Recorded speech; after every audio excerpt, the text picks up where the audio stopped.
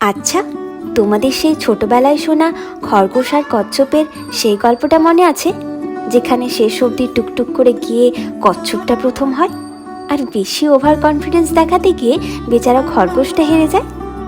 আজ তাই কী বানাবো ভাবতে ভাবতে আমার চোখ পড়ে এই ছোট্ট প্রদীপটার উপর। ব্যাস, আর কি, ম্যাজিক করে বানিয়ে ফেলি প্রদীপ থেকে কচ্ছপ।